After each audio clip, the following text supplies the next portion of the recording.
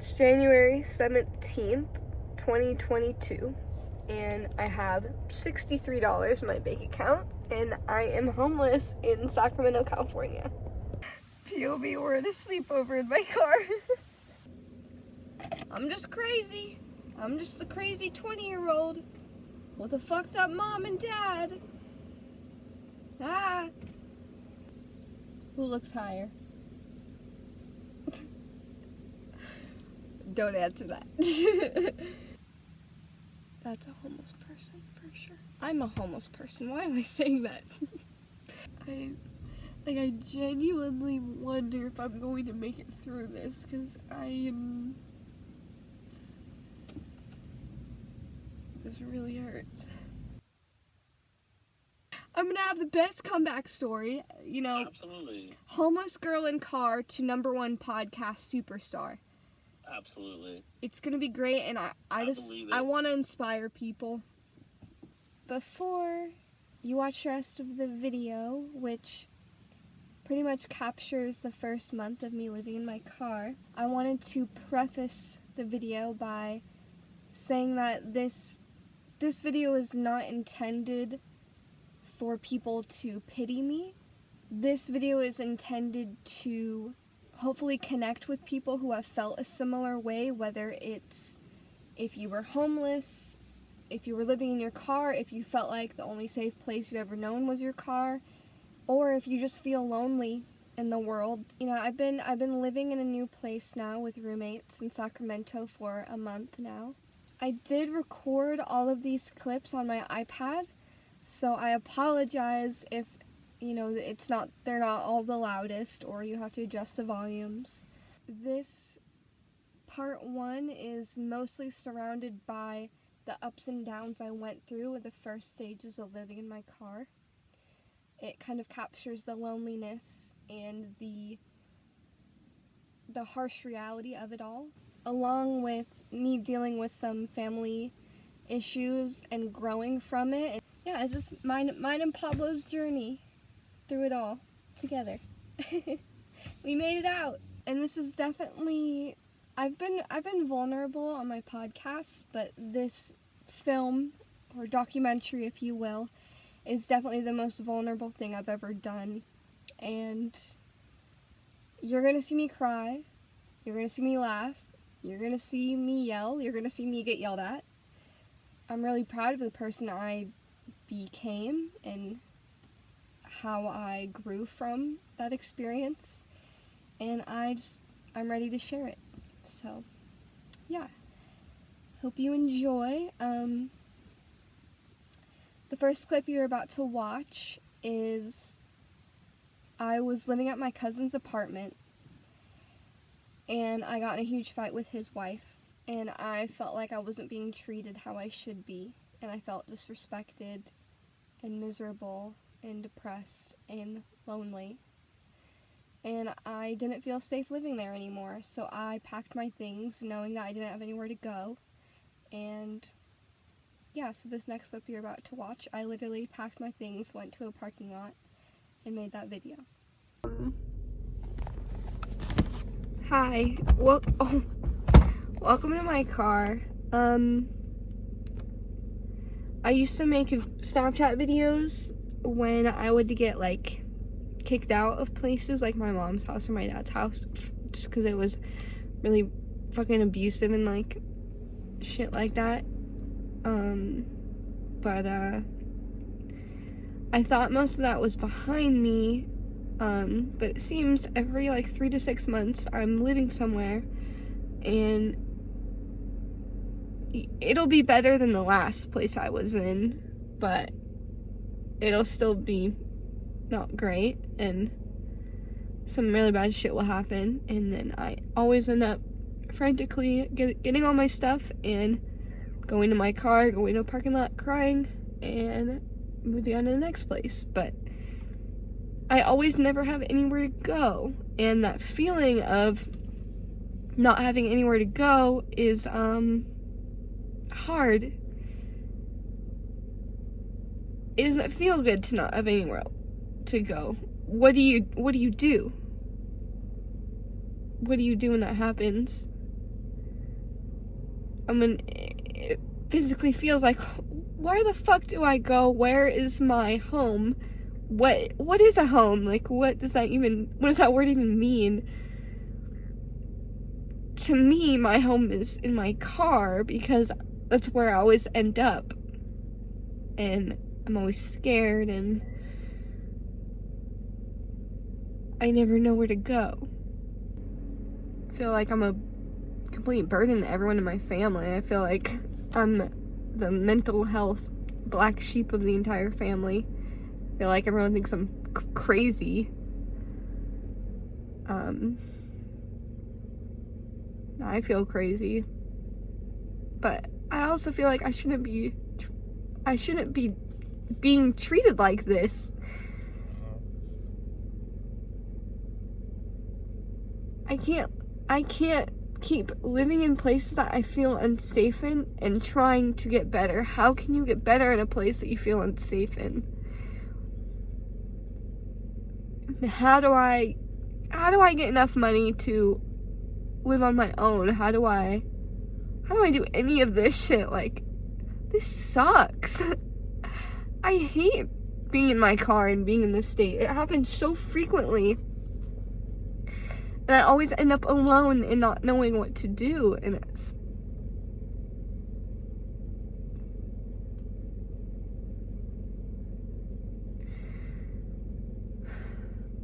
I don't know why I recorded this, but I felt like I just needed to do something.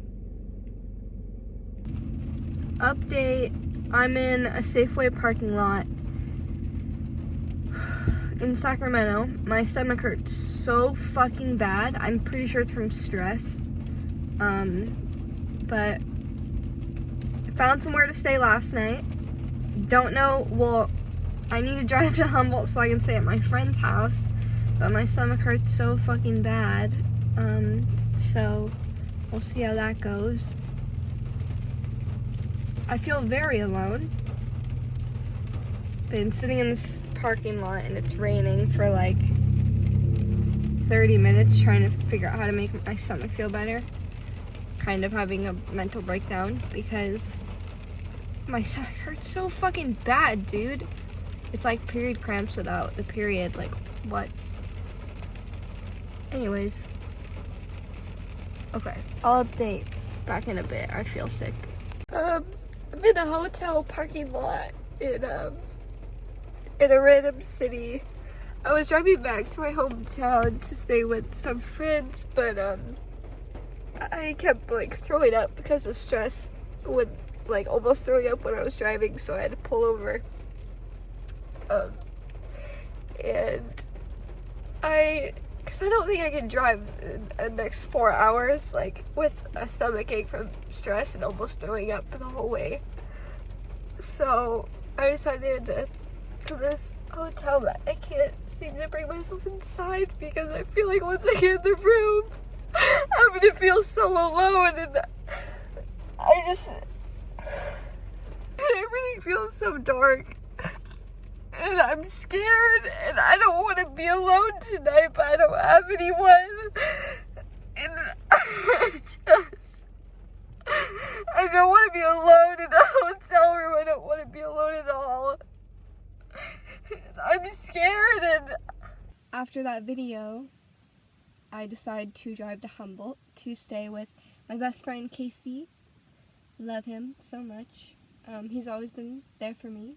I ended up staying with my best friend Casey in Humboldt for about 2 or 3 weeks. And so all these clips you're about to see are basically a montage of my time in Humboldt, back in my hometown.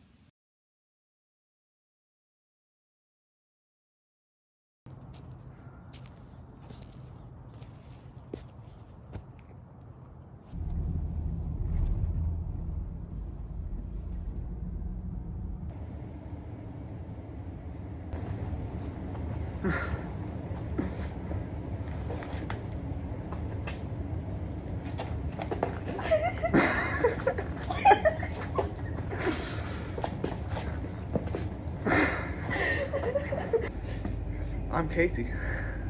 I am single. Any single ladies in the Dallas area? And yep, Sadati the Great. Okay, I'm probably dead. It's making my throat harsh. Anyways, yeah, if you want a guy that's kind of funny, kind of, sort of attractive,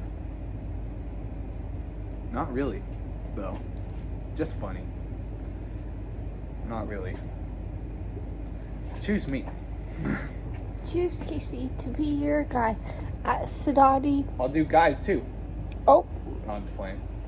he's just playing. Everyone go subscribe to Megan's podcast. Amen. What's it called? It is needed in your life. Your friend's podcast. My Friend's Podcast. Health. Bye. I love you guys. Miss you. I miss you already. I had to leave Humboldt because I wasn't making enough money off Instacart, because it's just too small of a town, and I knew I needed to be in a big city to make the funds that I needed to move into my own place. So I decided to leave Casey's, my best friend, and leave Humboldt, drive back to Sacramento, and just live in my car full time and Instacart and work as hard as I can. So the next clip you're about to see is me starting my journey of living homeless in my car in Sacramento. I made it to Sacramento, back from Humboldt. My brothers and my family all know that I'm homeless right now, and it seems like they don't give a fuck. So, I'm gonna have to do Instacart every day and sleep on couches and take care of myself. I feel really alone. It just hurts. I feel more free than when I was at my mom's or my dad's or my cousin's, or like I feel free, but I'm also really stressed out because it's like I've never been this homeless. Like I've been like on and off homeless for the past like 3 years or maybe 4, but like I've never been like this homeless, this alone. Like, but I had to leave Humboldt. I had to leave there. Because my mental health gets so bad there.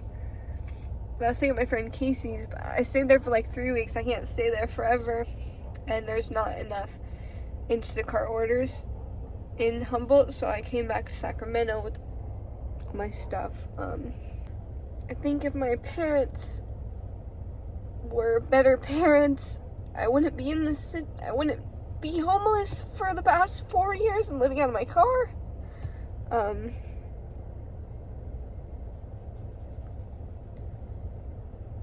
it's hard to explain to people what this feeling of being alone and what this feeling of having nowhere to go feels like, because a lot of people don't.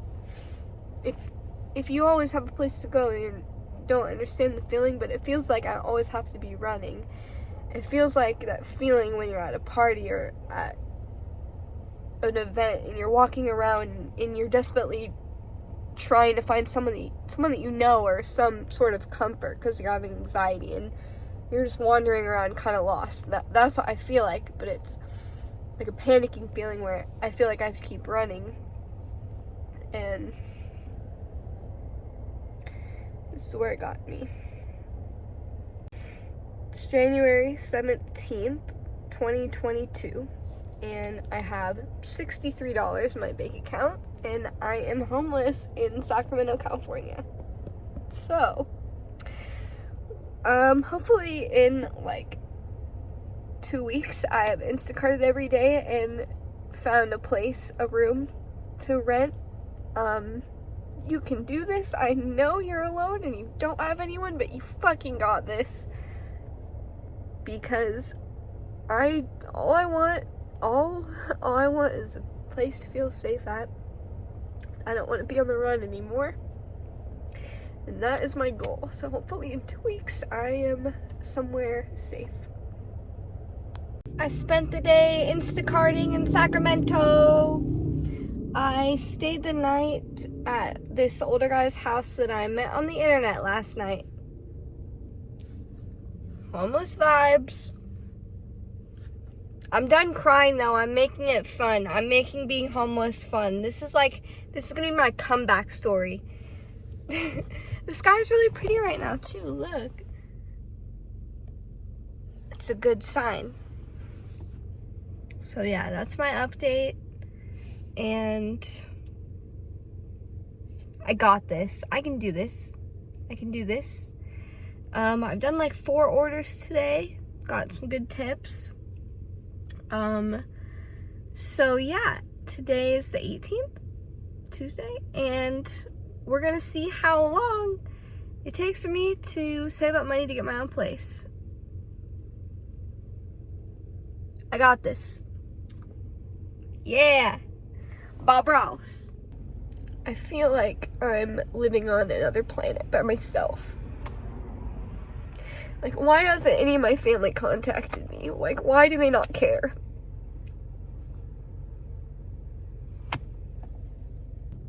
I'm having my 4th breakdown of the day in this parking lot.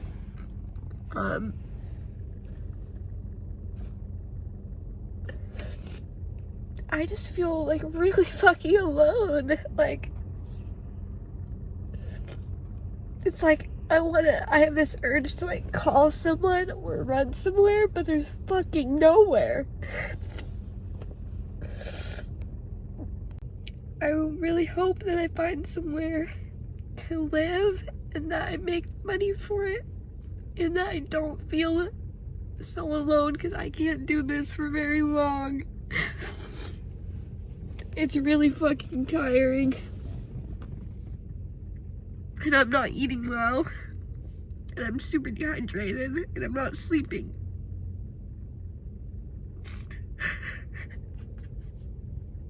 But there's no other option that I have but to... I really want to be in my own stable. Oh my god! I'm so sorry. Alright.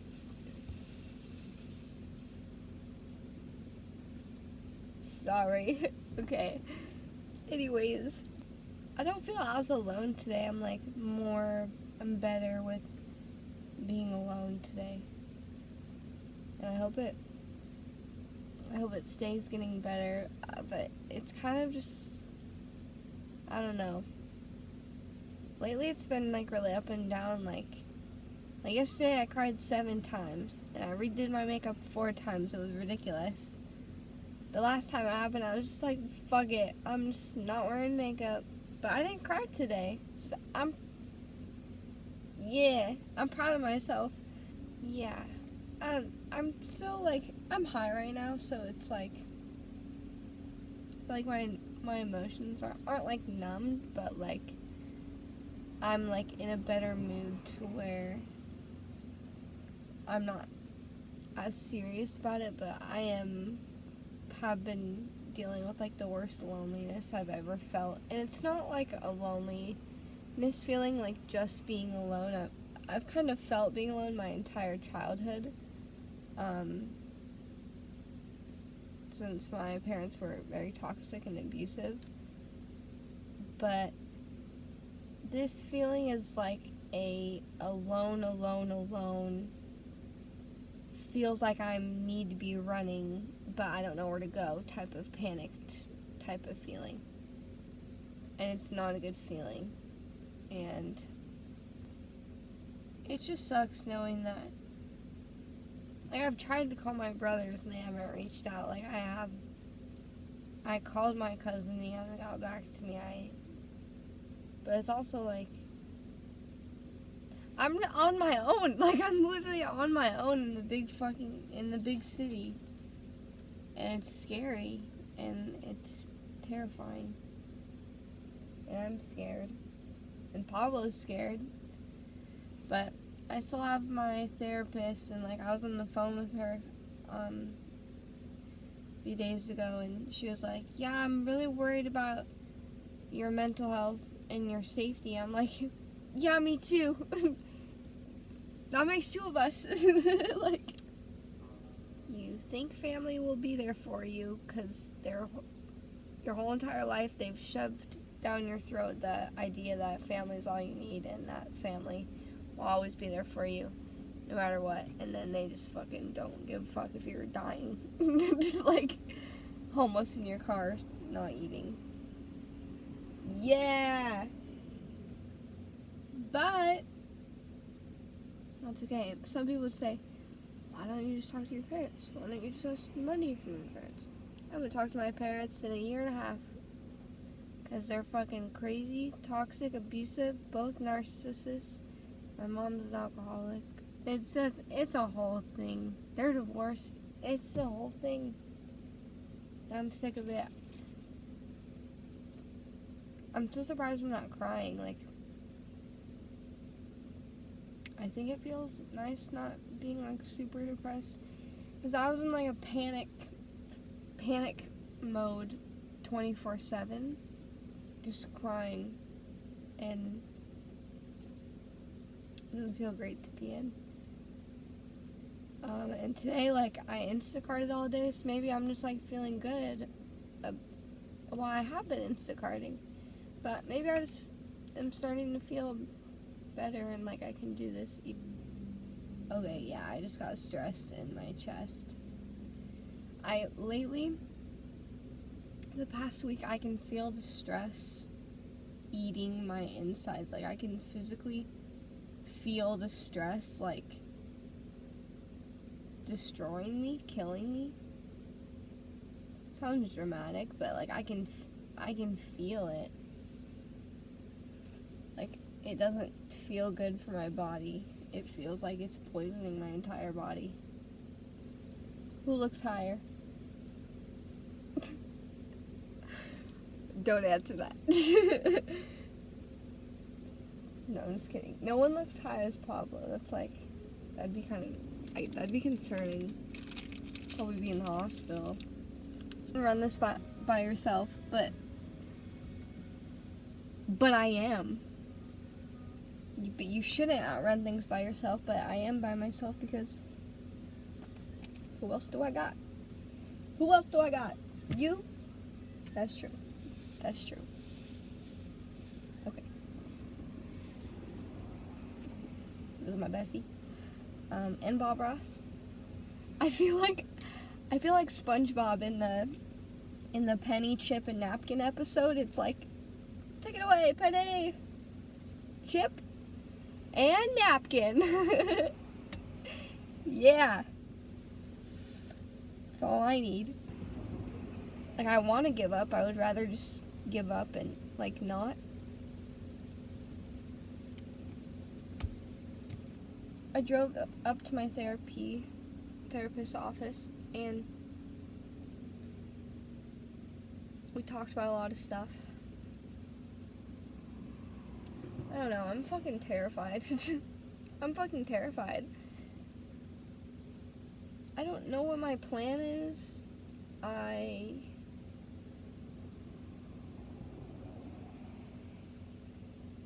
fucking scared. I bought a new banger, and it's a Rick and Morty banger. Kinda sick. So this is like the only thing that's keeping me like alive right now, is this banger.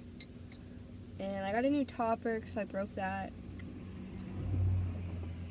So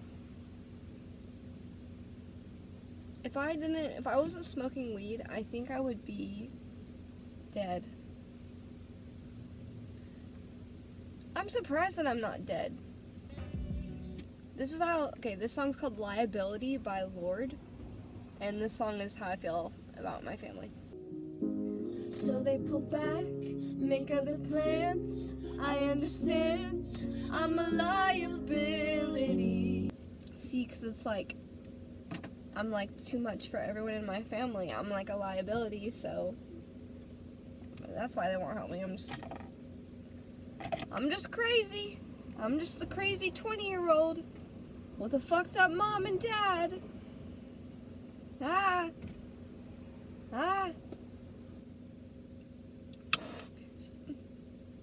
So this dab tool is called a whippet, and someone asked if I was doing whippets. Fuck no, you think I'd mess up my brain like that on purpose? No, I'm just messing up my brain from dabs. Not whippets, you crazy? Crazy? Okay. There's something about heating up a dab rig that's just like, it kind of feels like home. Maybe it's because that's the only home I've ever known. Wow, that was a good one. Yeah! Woo! I've been thinking about my dad lately, and sometimes I wonder if, like, cause I know my mom deserves to not be talked, like, I haven't talked to either of my parents in a year and a half, and they're both divorced, and, like, they kind of hate each other. Well, I guess they're in touch now, because since I'm not in touch with them, they've been talking, but I don't know, I've been thinking, like, does my dad deserve, like, I've been feeling guilty, like, because my aunts will text me and be like, your dad always loves you, da, da, da, da, da. It's like, no, like, no matter if he was my dad, if he's my brother, whatever, like, he's treating me like shit, he's mentally, verbally abusive, has fucking anger issues, like, I'm just sick of people always being like, family is all you ever need, and they're the only things that's gonna help you, and da-da-da-da, and you should never, like, block your family, or, like, why are you not talking to your parents? It's like, no, fuck you. They're not treating me right.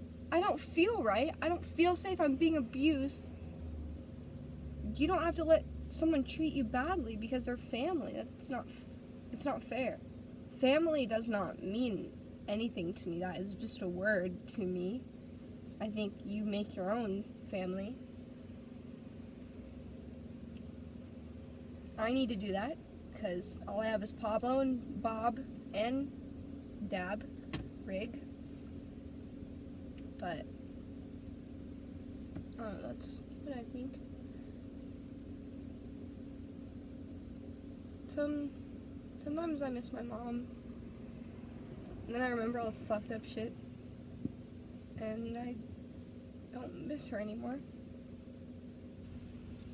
You know, like, what if I can't do it? What if this isn't the best comeback story ever?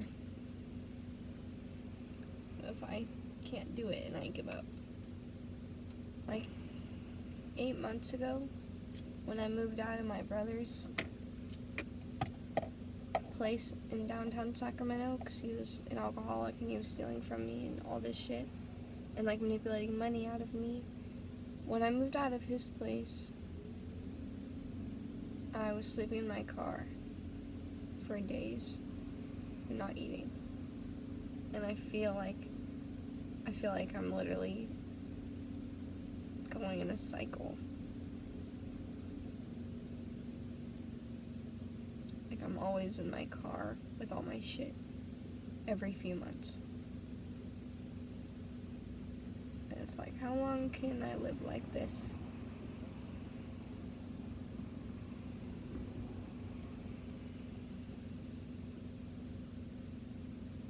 Having, like, older brothers, you're supposed to feel protected by them. But instead I feel completely abandoned. I feel completely abandoned by my entire family. They're lucky I don't. Like, they're lucky I haven't given up. Like, what did they expect me to, like, that's crazy. I felt like any other person would, like, would be dead or, like, doing meth on the street. And I'm not doing that terrible. No, I'm doing terrible, but I'm not, like, doing that bad. It's like, how did I get here? How am I always in my car? I know you're not sorry. Why should you be? Like, what do you do when there's nowhere to go and you don't have anyone? what do you do?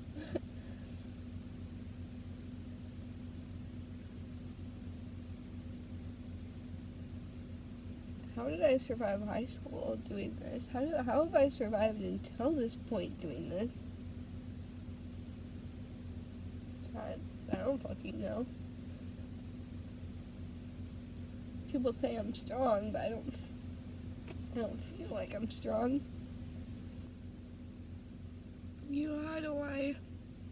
Where do I go from here? How do I know where to go from here? Like, I know I'm smart and I figure shit out quick, but this is really hard. It's January 28th.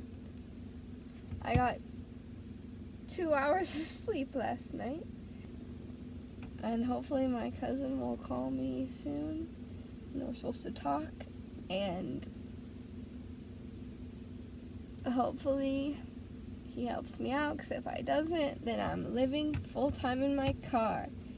And if that happens, maybe I'll save up for a van, travel California. Who knows? Maybe a little, like, a Bumble Date World Tour. That's probably a bad idea.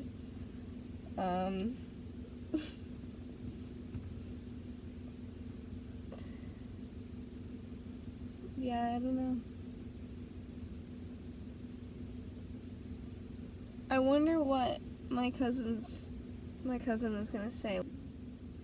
I'm also scared that they're just not gonna want to help me, because they're gonna, like, think I'm on drugs, even though I know I'm not, and, like, that should be enough for my brain, but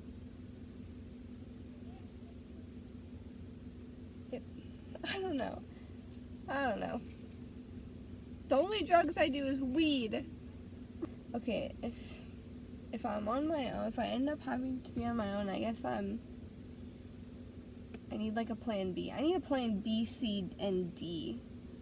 Probably all the way through Z, if we're being honest, because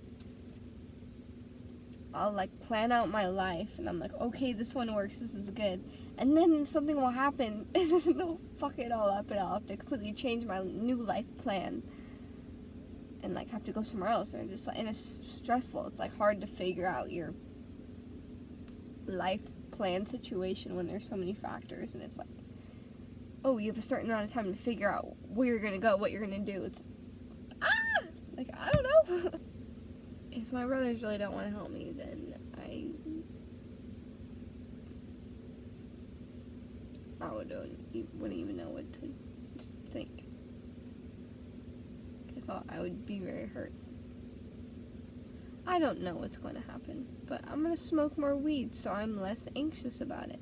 The next clip you are about to see is my cousin Mikey calling me and explaining to me why my family, why my brothers, why my cousins, why my aunts, my uncles, why they stopped talking to me.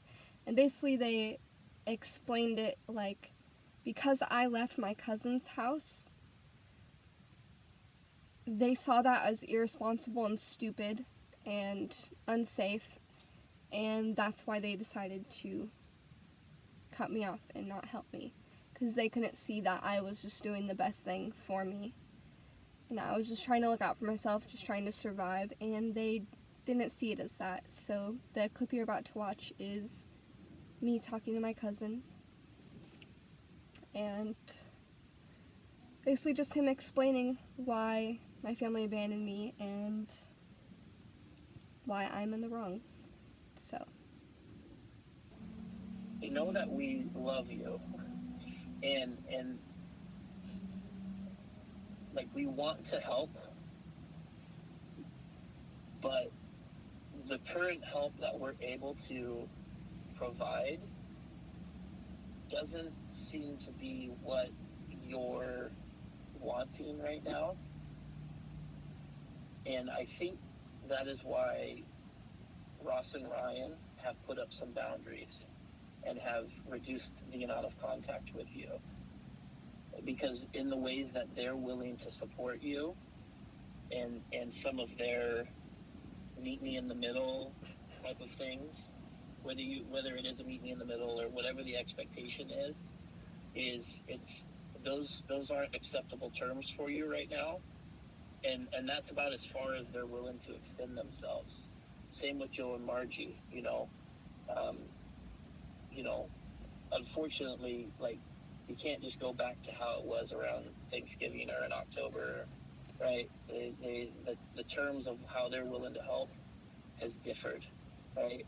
The terms of how I'm able to help in my current situation are different. Like, it's not an option for me to house you. Yeah, it makes sense. I just, like, you'd think that my brothers would care that I was homeless and not eating and practically dying, but they didn't. Well, but and, like, that hurts. They do care. But they don't. Like, why haven't I heard from them? Like, I don't feel it. I don't feel any support. I don't feel any love. All I feel is abandonment from them. Yeah. That's all I've ever felt. If Ryan called you right now, would you answer his phone? Yeah. But he hasn't called me. He doesn't do that. Okay. I hope that you don't see me invalidating your feelings, because that's not what I'm trying to do. I'm telling you that I hear you, and I recognize your hurt, and I know you're in a tough spot, and your feelings have been hurt by the actions of others. I feel like everyone has always told me how important family is, and I know it is. But also, it really hurts. And I know. That's kind of the only emotion I can feel towards family. Like, the word family, I don't know what it means to me. Like, sure, because you've had a terrible representation of it from your mother and your father. And I recognize that, and I see that.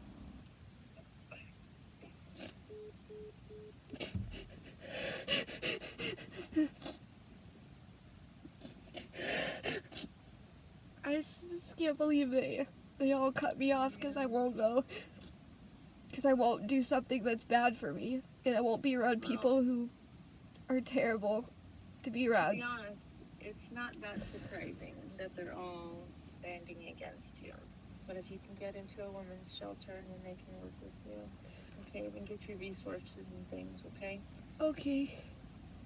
Make an effort. There's hope yet, okay? Fuck your family, Megan. Fuck them all. To them, you are stronger than what they think you are, all right? You're going to come out of this on fucking top. It's them doing their tough love, okay? Because you have left so many places that you cannot stay at. They're not looking at reasons why. They're just listening to other people's side of the story, okay? This is their tough love. They can go fuck themselves, because you're gonna come out of this stronger than ever, okay? I know it sucks right now and it's really hard, but this family of yours, they're pieces of shit, Megan, and you need to leave them behind, okay? And it's gonna be a journey and a struggle, because you have to let them go, okay? We are your family, and we love you, okay? I support you. I will do whatever I can to be there for you, okay? But you got to get into a shelter, and you got to try to come back from this. Okay. All right? Get into a shelter. What do I do when it feels like I have no strength? How do I keep going when it feels like I have no strength? You just keep going. You put one foot in front of the other, and you just keep going. You look forward, put them behind you. Don't think about them too much, because right now it hurts, and it's gonna hurt for a long time. Okay, but this is your journey through this fucked up life. Okay, and it's hard, and there's gonna be very trying times for you, and it's gonna be very difficult. But you have to face that, okay? These are the facts.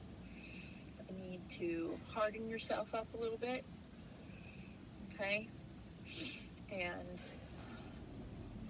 cry it out now, but you have to lock it away for now. Okay. All right? I know it's hard, but that's what you're going to have to do. Okay. All right? You're strong, okay? Don't let anyone take advantage of you. All right? Okay. And get into a shelter. Okay. All right? All Are you right. going to be all right? Yeah. Okay, start looking into a shelter tonight, okay? Okay. All right. I love you, Megan. I'm so sorry. I love you too, Rachel. What? Thank you for being there for me since 5th grade. You're so welcome, Megan. I love you. I love you too. Okay, be strong, okay? You'll get through this. Okay. All right? All right. All right, kiddo. All right, I love you. I love you too. Bye-bye. All right, bye. I can't breathe out of my nose. I have no idea what the fuck to do.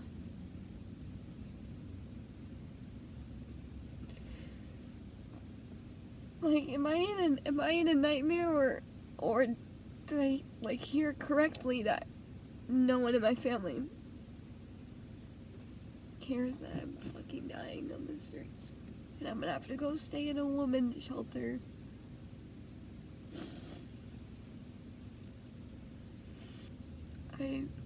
I genuinely wonder if I'm going to make it through this, because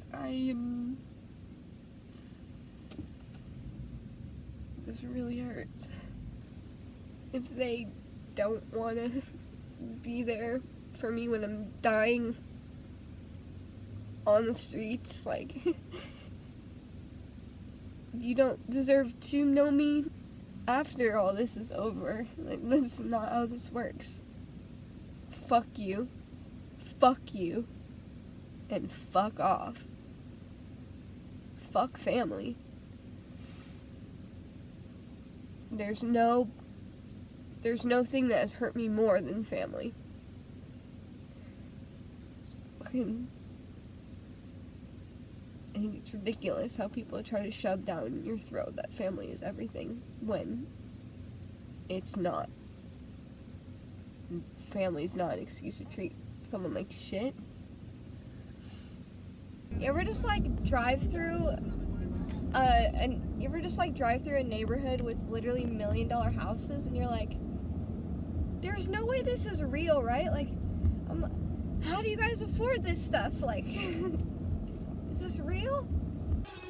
Don't you curse at me. Your text, I surf on it, even spent. Whole bunch like this. I've been documenting everything. Like, Yeah, this is gonna, I'm gonna have the best comeback story. You know, absolutely. homeless girl in car to #1 podcast superstar. Absolutely. It's gonna be great, and I believe it. I want to inspire people. You do inspire people, Megan. Like, you do inspire people. It's you know, like, right now your audience might be like limited, but like, you know, people, like, they connect with you. It's, you know, you have an energy that's just like contagious. So people are definitely going to vibe with it. People are definitely going to connect. So it's just a shame that, like, you know, the people who you thought would be there supporting you aren't also going to be there enjoying the success as well. So Okay, as I was explaining, I'm at the park because I slept at the parking lot, and it's this cool ass park in this really nice neighborhood, and there's like a bunch of different parking spots, and so it's really easy to like camp out, and there's like a community of car campers, and I'm like, okay, might as well join the community. Like, so I met this guy who lives in his van, and his name's Daniel, and he's 23, and I spent the night in his van last night, right next to my car, and he has like a twin bed in his van. It's a big van, and yeah, so I got to sleep on a bed. That was cool. And shout out Dan Van. So that was cool, and yeah, so I like joined a homeless car community. I don't think this is what the adults in my life meant when they said that I should like join clubs and join communities to make friends, like the chess club or like a volleyball club. No, I'm joining a homeless car community, like, sorry about that. But shout out Dan Van, because, you know, he lives his life one day at a time, you know, and it's like definitely what I'm doing right now. So it's kind of inspiring knowing that someone around my age is doing the same thing, because most people I meet my age, especially in the Sacramento area, they have it good, you know, like, and they ask, like, I've had people ask me, why don't you just ask money from your parents? Dog, it doesn't work like that. Like, I don't talk to my parents, like, I can't do that. Yeah, this park is sick though, like, might be the new spot. Dan Van, new friend. He has lots of good stories. Lots of good. I was like, Dan Van, you gotta come on the podcast, because, like, people need to hear this shit. This is crazy. And it's awesome. And we're on the same shit right now, and it's cool. It's just nice meeting someone who is on the same shit that no one else is on, because you feel less alone. Like, obviously, like, whenever I think about I'm living in my car, I'm like, I just, like, get so down about myself about it, but then it's like, there's actually a lot of other people my age who are struggling like I am, and it feels less alone, and so that's really nice to have. Yeah, shout out Dan Van. Alright, today is February 1st, Tuesday. It's early in the morning. I just went to Sprouts and I bought like spinach wraps, and then this little like protein thing. I can't eat the cheese because I'm lactose, but I like take the chicken and put it in the spinach wrap, and it's like a good little snack. And then I also got this vanilla bean overnight oats. That's pretty cool. Yeah, I just wanted to show off my cute little car breakfast. Yes, I'm wearing the same shirt I wore yesterday, but do I care at this point? No, not really. I'm so gross. I haven't showered, and like, I can't afford a gym membership right now though, because I only have like $30 in my account. So I'm gonna try to Instacart today and hopefully be able to afford a gym membership so I can shower every day. Because that's what Dan Van does. He has a gym membership at a 24-hour fitness place, and like showers every day, if not twice a day. And I'm like, I need to do that, but it's $55 a month. I don't have the funds. I need to Instacart and save up money for a gym membership so I can shower. That's what I need to do today. So that's what I try to focus on, instead of focusing on like, oh fuck, I'm so fucked. It's like, no, this is what I need to do today, and I'm gonna do it regardless of how gross I look and feel. And it's okay. It's alright. I got Bob Ross with me still. I got Pablo, of course. He is about to drive to my therapist's office because she is giving me blankets. Because I only have like 2. And it's like 37 degrees at night. And it's not chill. So, yeah. Shout out my therapist. Love her. Now, this next clip you are about to see is my personal favorite. I called my cousin back and I let him hear it. I told him, fuck family. Fuck family. I am not putting up with this shit, and it's me being very vulnerable and finally sticking up for myself. I have never stuck up for myself in front of my family. Ever. And so this was a huge deal for me. And yeah, so this clip is me standing up for myself. And everything that you guys are telling me is fucked up.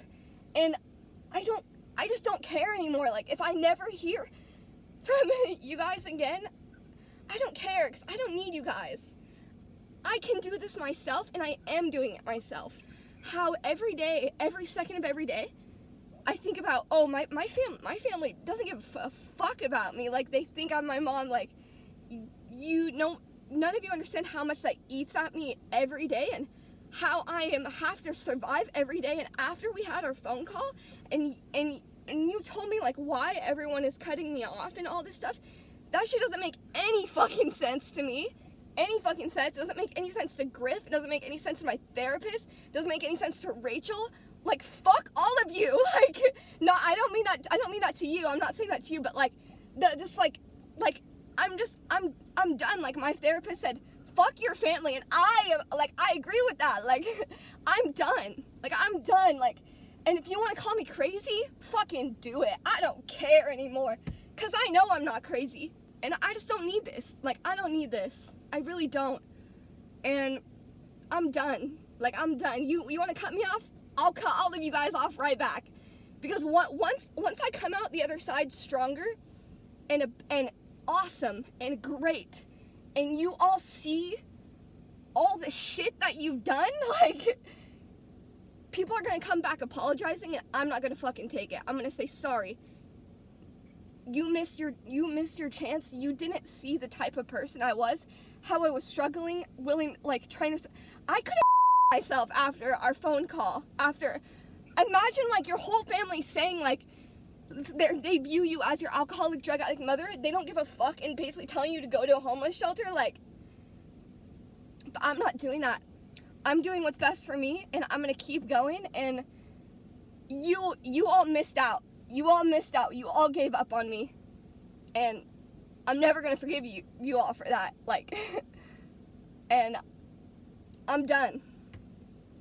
And that's what I have to say. And you don't have to say anything back, but I'm glad I said it. This is the first time I've heard you vocally stand up for yourself as confident as you just did. Yeah, well, Proud of you. Proud of you for doing that. I'm proud of me too. I did it. I fucking stood up to my family. Let's go. My therapist would be so fucking proud. Let's go. I don't need shit. I don't need shit from anyone, dude. Dude, it's like, yeah, I live in my car, but I don't need shit from anyone. Like, I got me, and that's what matters. You don't need toxic family. That you set those boundaries, you cut them off, you get away, like, sorry, Bob.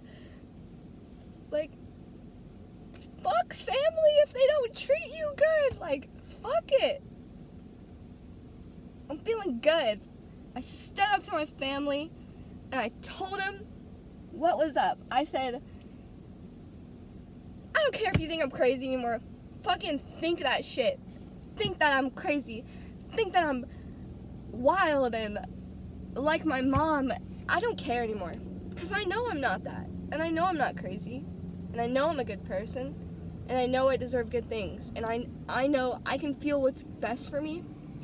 And those people aren't it. And I'm not I feel like set free. Like,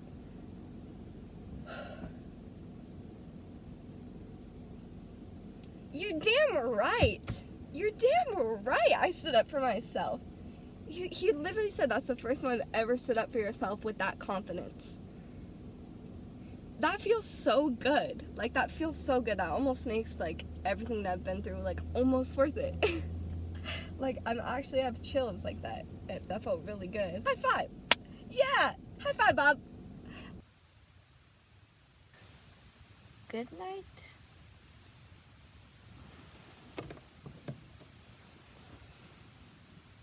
So that pretty much wraps up the first part of this video series.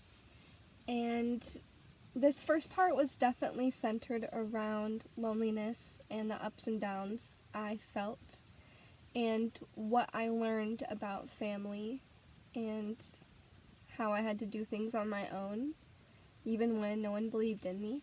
And that's kind of what this first part was about, and it got kind of dark at times. Part 2 is definitely going to be more upbeat and more vlog style and more like, oh, this is what I do in my car. And you're going to see a lot of footage of me like sleeping in my car and talking to the camera and just kind of having more fun with it. It is word for word, shot by shot what I experienced. So yeah, if you watched it through and stayed this long, I appreciate you. And maybe I'll see you for part 2. Again, I just want to say, it's not the best sound quality, it's not the best video quality, but it is real, and it is me. And yeah, I'm ready to share my journey and what I've been through. And hopefully it's made someone out there feel less alone. And yeah. You can catch Pablo and I in my podcast. I will link it below. We talk a lot about some crazy stuff with my co-host Liv.